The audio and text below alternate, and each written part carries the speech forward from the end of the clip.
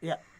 Saya mengikuti sebuah konten YouTube dari seorang pakar hukum tata negara pada tanggal 26 Agustus kemarin, Ya. yang berdurasi 20 menit. Ya. Dan dalam judulnya itu Ustadz Yahya Waloni ditangkap. Ya. Ujaran kebencian juga. Ya. Dan pada menit ke-15 lebih 40 Ya. sampai menit 16 lebih 40 diungkapkan pendapatnya bahwa kalau boleh Ustadz Yahya Waloni jangan ditahan karena Yahya Waloni tidak mungkin melarikan diri, tidak menghilangkan barang bukti, dan tidak mungkin mengulangi perbuatannya. Sedangkan bagi Muhammad KC diproses saja sesuai aturan hukum yang berlaku. Dan menurut saya, pendapat pakar ini membuat saya jadi ingin bertanya apa maksudnya dan bagaimana tanggapan dari Bapak Pendeta sendiri biar kami tetap tenang ketika mendengar pendapat pakar yang tidak netral seperti ini. Mohon penjelasan.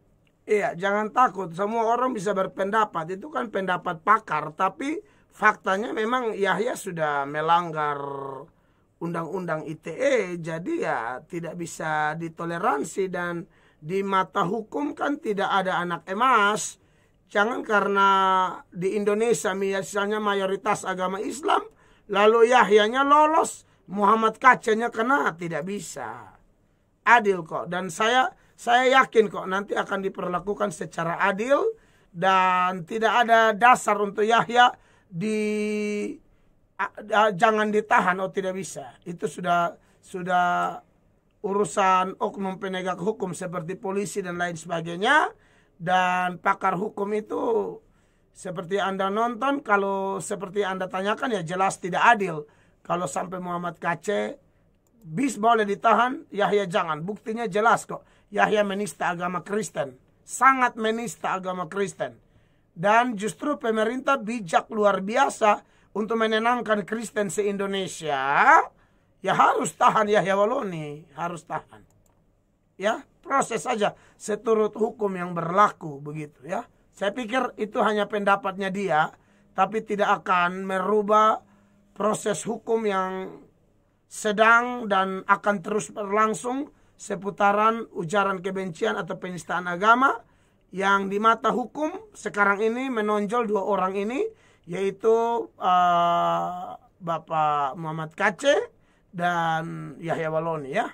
Tidak apa-apa, kalau itu hanya orang biasa bikin konten mereka bela-bela, tapi kita tidak usah bela. Kita kalau mau membela jelas kita bela, kita punya Kristen dong. Tapi kalau sudah lihat soal hukum, kita tidak bisa bela membabi buta. Makanya kenapa kita doakan Pak Muhammad KC, tapi kita juga doakan polisi, para penegak hukum, sehingga proses hukum yang dialami oleh Pak Muhammad KC itu ya sesuai hukum gitu loh. Kita tidak bela bodoh-bodoh. Kita tidak diajarkan maki agama orang atau apa, tidak perlu. Tapi orang lain yang maki agama kita juga tolong dulu diproses. Dan puji Tuhan si Yahya diproses, itu tanda-tanda baik. Berkaitan dengan perlakuan adil secara hukum di Indonesia ya. Itu, Tuhan berkati. Ini ke pertanyaan selanjutnya. Silakan.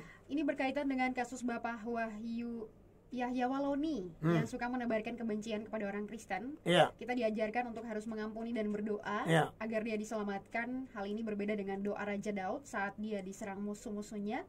Misalnya di dalam Mazmur 54 ayat 7 dan Mazmur 59 ayat 14. Di situ Raja Daud berdoa agar musuhnya dibinasakan Tuhan, berbeda dengan apa yang Yesus ajarkan buat kita. Mohon penjelasannya. Iya, jadi memang itu ada progres ya. Kasusnya Daud itu sebenarnya sorotannya di situ tentang keadilan Allah. Teks-teks itu ya, di mana orang yang membenci Tuhan pasti habis gitu loh. Orang yang membenci Tuhan pasti habis, makanya si Daud berdoa seperti itu demi menekankan keadilan Allah. Ingat, doa Daud itu juga kemudian yang tercatat di Mazmur yang Anda angkat itu sudah menjadi bagian dari firman Allah. Nah, perlu dipahami itu penekanannya keadilan Allah. Tapi seperti kata kunci yang saya pakai tadi, ada progres dalam seputaran berurusan dengan musuh. Nah, yang kita pakai sekarang ya Yesus. Karena progres itu loh. Dia bergerak maju. Kita bukan pakai yang di data perjanjian lama itu, tapi pakai ajaran Yesus untuk mengampuni. Seperti kasus Yahya, kita tegur, tapi kita juga mengampuni. Ya, sambil berkata pembalasan hak Tuhan. Hanya memang kita juga tidak menyalahkan kasusnya Daud sebenarnya. Sebenarnya waktu nanti juga seperti kasus Habel, darah Habel berteriak itu, berteriak menuntut balas. Di surat Ibrani bilang darah Yesus lebih kuat dari darah Habel.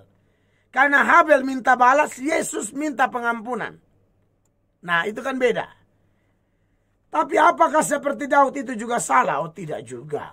Tapi itu tentu harus berhati-hati ya. Karena takutnya kita minta dengan kepahitan, dengan balas dendam, itu tidak boleh. Tapi kalau minta hanya demi keadilan Tuhan, nyatakan keadilanmu boleh. Ya, tetapi tentu yang lebih kita banyak lakukan minta ampun, minta pengampunan untuk mereka. Ya, saya bandingkan juga dengan Wahyu ya. Wahyu pasal 6 ayat 9 itu orang-orang mati martir. Mereka sudah di sorga tapi mereka tuntut balas loh. Perhatikan Wahyu 6 ya, ayat 9 dan 10. Dan ketika anak domba itu membuka meterai yang kelima, aku melihat di bawah mezbah jiwa-jiwa mereka yang telah dibunuh oleh karena firman Allah dan oleh karena kesaksian yang mereka miliki. Ayat 10.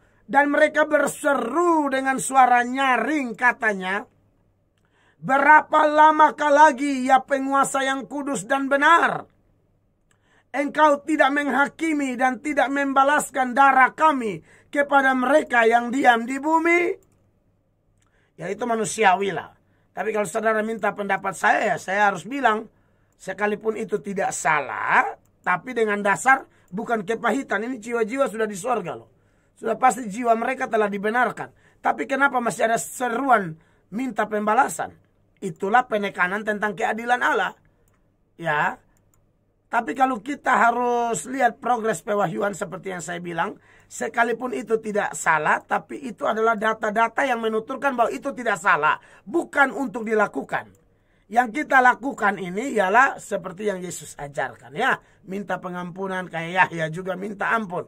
Tapi tentu boleh juga ada orang Kristen yang berdoa, Tuhan nyatakan keadilanmu supaya Yahya jangan hina-hina lagi. Kalau sudah ada yang doa begitu ya bisa saja.